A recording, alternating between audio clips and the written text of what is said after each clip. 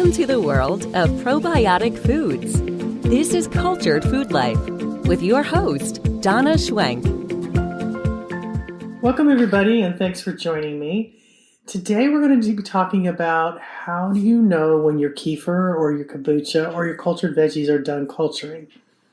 I have a few tips to help you understand how and when they're at the perfect place with lots of probiotics and they will taste the best. And there's a science behind this, and since culturing your food is a very unique process unique to your home, I can help you understand and hopefully maximize the health benefits. So everybody's home is filled with their own different types of bacteria that are in them and are all around them. And it's really interesting because you can move a family into a new home and they will change the bacteria in that home that's in the air and all around them within an hour. And it's very unique to you. So the more that you do culturing, the more good bacteria you have in your home and the easier the process will become for you. And that happens to me a lot because I have so many cultures and I've done it for several decades. It's a lot easier for me. My cultures work very, very fast, very well, just because I have lots of good bacteria in my home. So each of the cultured foods is made with microbes that are invisible to you. Nobody can see them. So using a culture is going to give you quite a few more beneficial strains of microbes. They will culture your food. They will get the sugars out of your food, whether it be sweet tea or milk or vegetables. This gives a food source to the microbes and they begin to consume the sugars in the food. And then they convert those sugars into probiotics, beneficial vitamins and minerals. It increases them, like vitamin C skyrockets and B vitamins skyrocket when you ferment foods.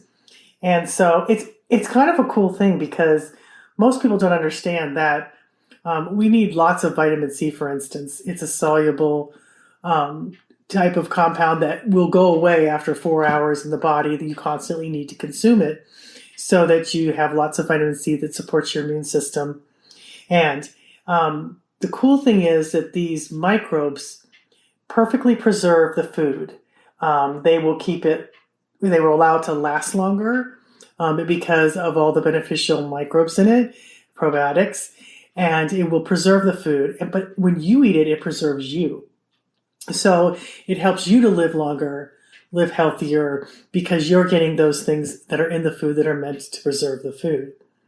Now, the longer you ferment, the fewer probiotics you will have. Now, there's a misconception. A lot of people think, oh, if I ferment it longer, especially with cultured veggies, we ferment it for really long times, we're going to have more microbes. Well, as the microbes run out of food, you won't get as many microbes. That's why I recommend doing it for shorter periods of time and using a culture, because we had a microbiologist test this, and you get so many more probiotics from foods that haven't been left for 6 to 8 weeks to culture, which is okay. It's fine. It still preserves the foods and makes a wonderful food, but you do get less probiotics from it. So here's some guidelines on how to know when your kefir, kombucha, and cultured veggies are at their peak and where you get the most probiotics and health benefits. And this is the kefir, kombucha, and cultured veggies is what I call the trilogy. And they're just 3 foods that have changed my life in a dramatic way. So I want to explain to you how each one of these is done to perfection. So let's start with kefir. It's the first cultured food I ever had and probably my favorite. And the best way to tell if kefir is done is to taste it. Everybody kind of tries to go by the thickness, and that can change because you can over-ferment it and it'll become thin. Or you can under-ferment it and it won't get thick. So it really is important that you taste it. That's how you can tell if the bacteria is alive. So if it just tastes like milk, it's not fermenting. But if it's sour and tart tasting, which is what it's supposed to do because they're supposed to eat the lactose or the milk sugars out of the milk. And if those milk sugars are gone, that means the bacteria is eating them and it's alive. If the kefir, again, if it tastes like milk, then it's not done fermenting, or there might be something wrong with your culture. But if your house is cold, it can take a lot longer for it to ferment. And we have a lot of people with colder homes, Oh, and I wanted to tell you about this. So, if you're having trouble getting your kefirs, let's say your house is 65, kefir's going to take a long time to ferment at that temperature, if it does at all. It doesn't like that temperature. It likes 68, 69, 70. It doesn't like to get too hot either. So anywhere between 68 and 75 is the perfect temperature for kefir.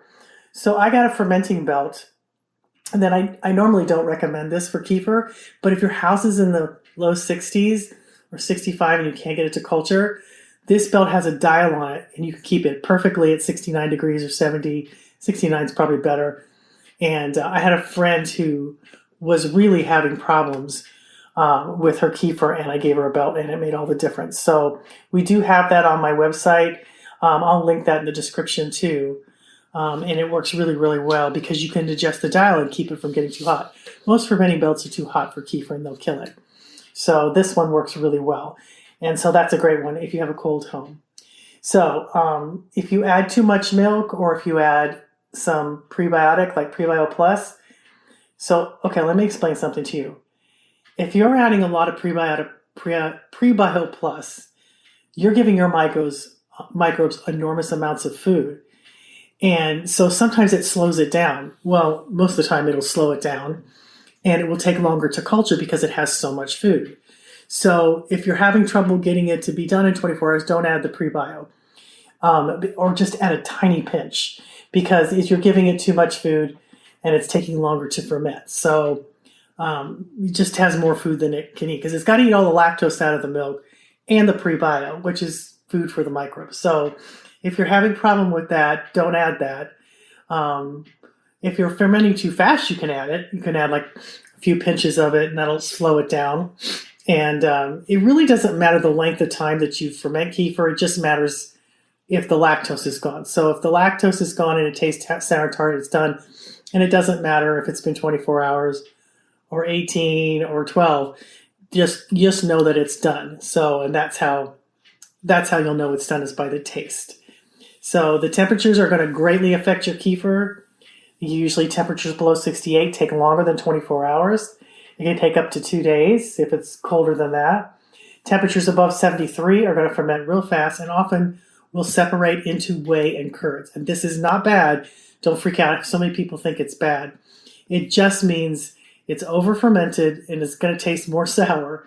So what you do is, you need to ferment it for a shorter amount of time, or take some of if you're using kefir grains, take the grains out. Or if you're using easy kefir, which doesn't have grains, just ferment it for a shorter amount of time. Just watch it. And you can always shake it up and still drink it, even if it separates into whey and curds. That's not bad. It still has all the beneficial compounds and probiotics in it. It's just more sour tasting because the microbes have eaten more of the sugars out. So remember, kefir is 99.9% lactose free. And that's due to the microbes. They eat the sugar, so you don't get any. So I have a lot of people, they were so relieved that they could have, kefir, because they have problems with lactose, but they don't have any problem with kefir. So many people think that the texture is the most important thing determining when it's done. And although this can be a sign that it's, done, it can get thickened a little bit, and it's more of a pourable yogurt is what kefir does. But it can be tricky, because if you let it ferment too long, it will separate into whey and curds and become thin, and then people think it's not working. And most of the time it is working, it's just over fermented. You got to taste it. That's how you know. So I have an article and a video that explains in great depth and shows how it ferments, called The Thick and Thin of Kefir, and I'll put that in the description too. Again, the best way to tell when it's done is to taste it. And that's how you know. If it's sour, it's pretty much done, and it's thickened a little bit, it's done. But if it tastes like milk, then you need to keep letting it ferment because it's probably not done. So another thing too, if you need it, if your house is super cold, get one of those fermenting belts I have, because you can dial that temperature down and keep it at the perfect temperature, and also keep it from getting too hot. So I don't normally recommend it, but I saw so many people with colder homes that I actually purchased this one so that people could have this not only for kombucha, but for kefir. And it does work really, really well. You got to just make sure it doesn't get too hot, but there's a little dial. Usually keeping it down at the lowest end, is perfect for kefir.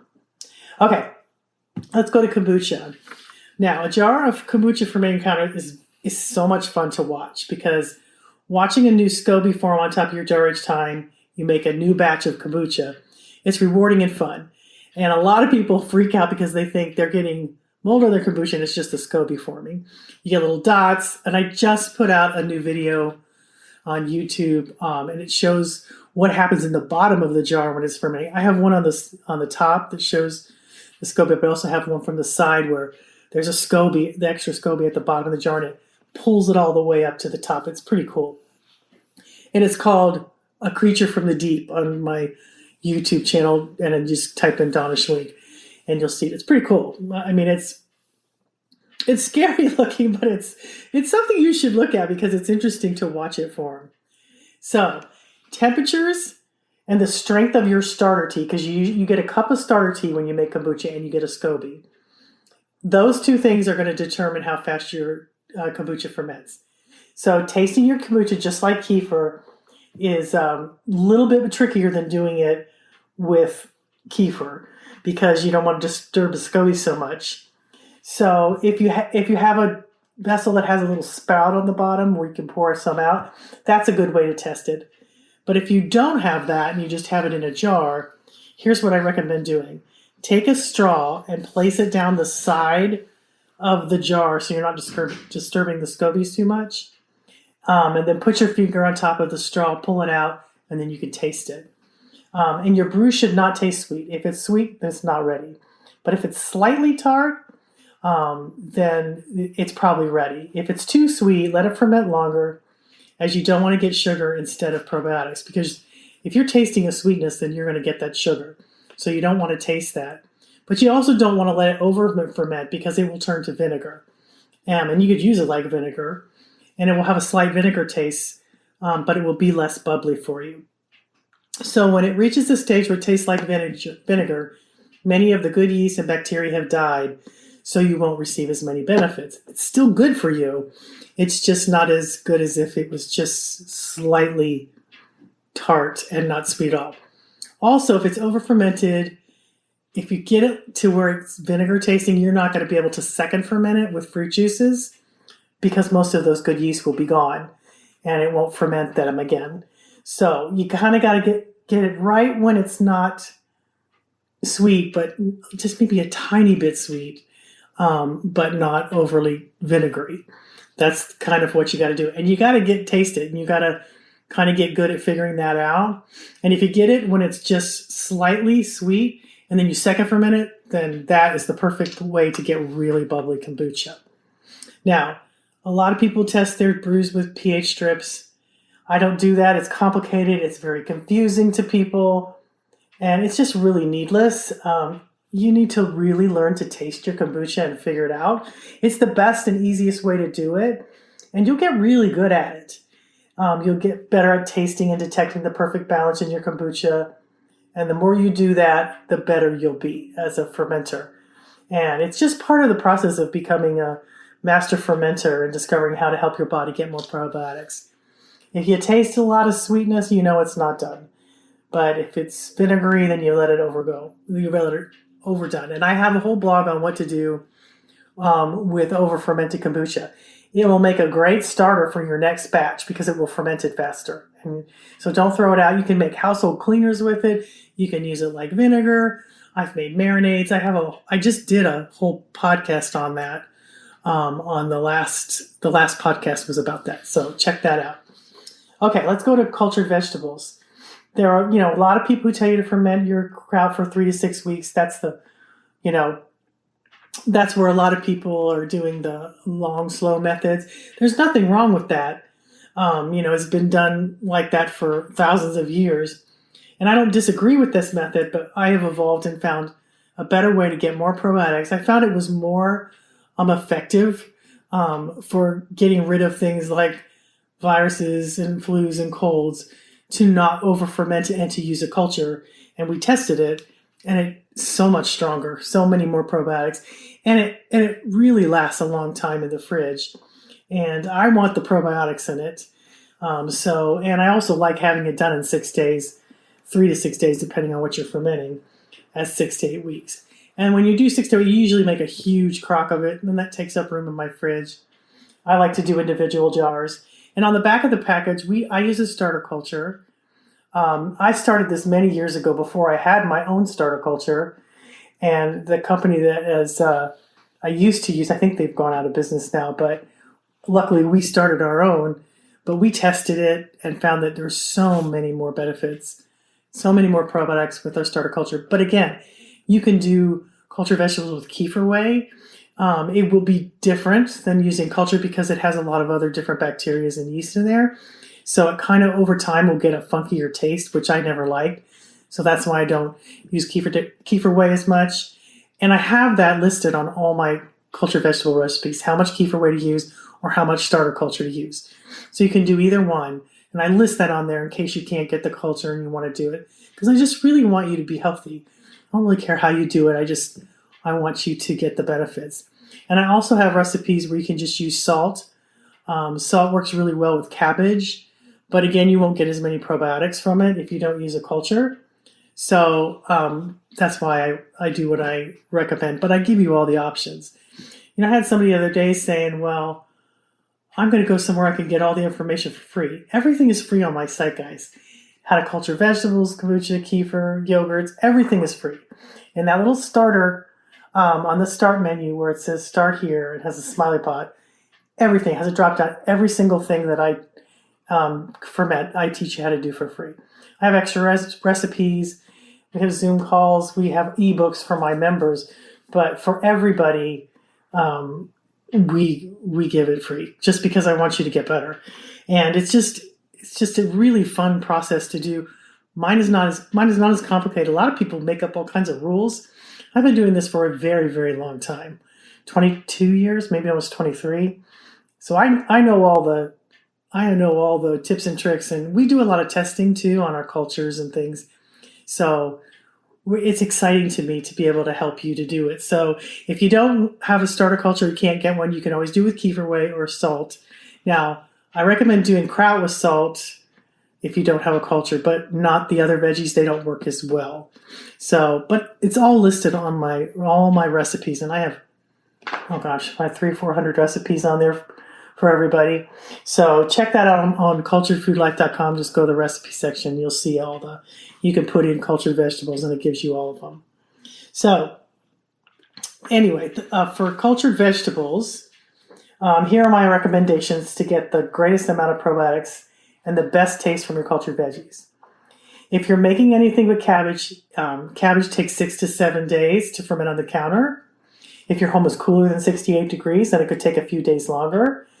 And if you're making other vegetables like cucumbers, cauliflowers, tomatoes, broccoli, they only usually take 2 to 3 days. Carrots take a couple of days because they have so much sugar in them that if you ferment them too long, they get slimy. So I always caution people from over-fermenting those vegetables. And I want to tell you, over-fermenting is not better. People think it is, but it's not.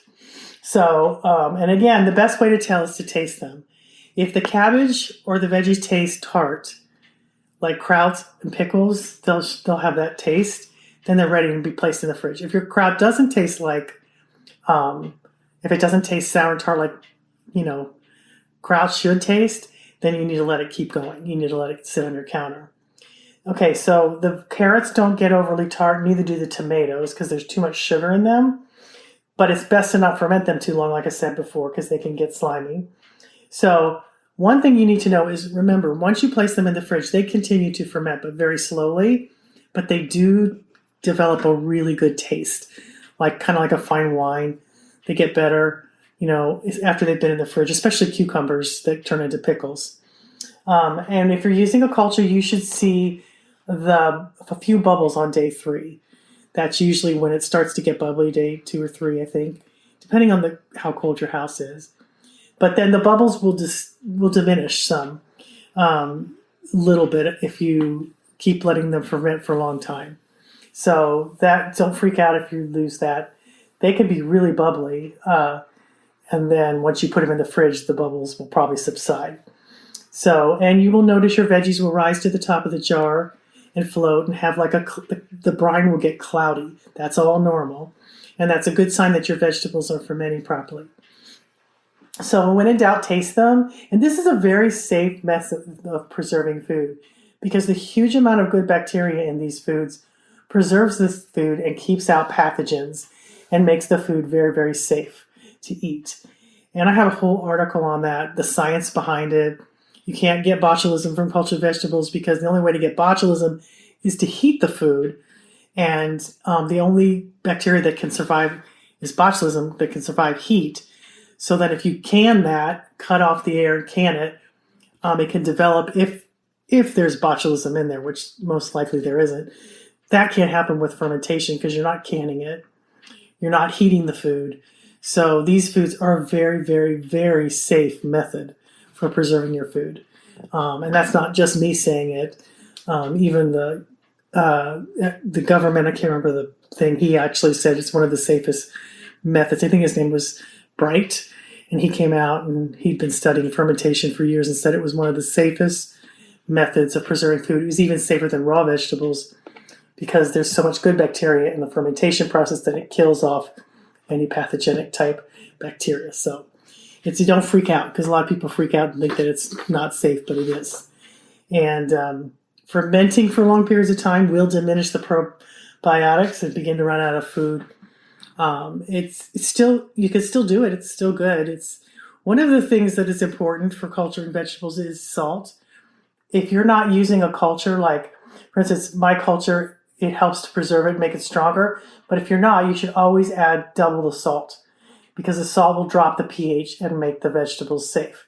So that's an important thing to know when you're not using a culture, is to double the salt because that drops the pH and lacto-fermenting bacteria, keeping things under the water will allow them to ferment properly. So that's another thing that people aren't aware of. That's why people who ferment for long periods of time add a lot more salt than in my recipes. I don't like mine over salty. Salt does keep vegetables crunchy. Without the salt, you're going to get soggy, mushy vegetables, and it's not very appealing. So you do have to add salt just to keep that crunch in there or keep the vegetables from getting overly soggy and mushy. So, and it's a really fun thing to do. We've got all kinds of recipes, everything from carrots to tomatoes to broccoli, all kinds of different vegetables that you can ferment, asparagus and krauts. We've got a million different krauts recipes because we really like kraut in our family. And it's a great thing to have in your fridge because it'll last 9 months. So perfectly preserved in your fridge for a long, long time. So cultured vegetables are great. And I do have a new airlock lid too that's super cool. It has a little place to put an airlock so that it helps to ferment. And that keeps out things like Kama yeast, which is a harmless yeast, but can develop in cultured vegetables. The more good bacteria you have, the less problems you have with that. You want to, if you see it, it's kind of white. If you see it, scrape it off because it will make your vegetables taste bad if you don't get that off there. And then if you put it in the fridge, it goes away most of the time, unless your bacteria unless there's not enough good bacteria in your vegetables. But we have, I like to ferment with an airlock. You don't have to, but I like to. And you put a little airlock, and then when it's done fermenting, you can just seal the little lid, stick it right in your fridge. They're great. I just got them, and people love them, and I love them. And they're fun and easy to make. But you can also just do it with a regular lid. We recommend plastic. You can use metal, but it does corrode sometimes, and so that's not great. But you can use clamp down jars. They work good. You can use Crocs. You just want to get the air sealed off. So all of those things are good that you can use. And veggies are wonderful because they last such a long time. Kefir lasts a long time. Kefir can last 9 months. I've had it at 9 months in the fridge, perfectly preserved. So kombucha kombucha does it too. Kombucha can last a very, very long time. It does get more vinegary, but it's a great, they're all so preserved so well that you can leave them in your fridge. Now, yogurts are a little different. Yogurts only last,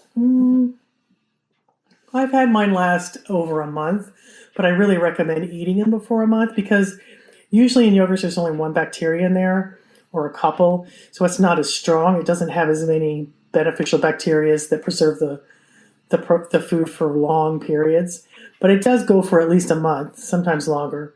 And you want to, again, for instance, with your yogurts, if your yogurts are not getting thick and tart, you're probably either doing the wrong temperature, or you've probably heated the milk too hot, maybe killed the bacteria. Whatever the case, if it's not fermenting, if it's the yogurt's not getting thick, for instance, you can let it go longer. But it depends on which yogurt you're using. So each yogurt is different and unique to itself, because each one, for instance, L-Reuteri only has L-Reuteri in it. Agassarite only has Agassarite. Yogurt Plus has a few. That one is a little bit easier because it has more, it'll last longer because it has more beneficial bacteria in it. And if it's not getting thick, that's a really important one to do at 110 for 6 to 8 hours. That's a good one. L-Reuteri needs 100 Fahrenheit for 36 hours. But it's really best to go check those recipes out because they're unique to each yogurt. And we've worked really hard on that. And we're doing more and more things on it. We're actually testing some more. And I've got some interesting information that I want to share with you later on.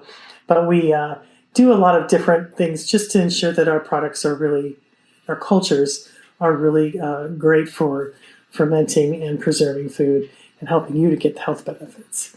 So those are all the different things. I didn't touch on kefir soda. Kefir soda is pretty much, is very similar to kombucha, except that it ferments. Usually the first batch, if you're using the starter package, takes 5 days. And then after that, you use that bottle, like a fourth of a cup to a half a cup, as a starter for the next, and then that takes like less than a day, sometimes a day to get bubbly. Once it's bubbly, you need to check it all the time. Once it's bubbly, you stick that in the fridge right away so it won't over ferment and explode. But those can last a very, very long time in the fridge, but they just get very, very tart because it's really strong. So especially like coconut water, the ones that are made with coconut water, the kefir soda, those I recommend drinking right away because they get a real strong taste in them. And so do the other ones, so they don't taste as good. So I recommend drinking those within a week or two, but you can always use it as a starter for the next batch too. So that's a great thing, but they last a long time in the fridge too.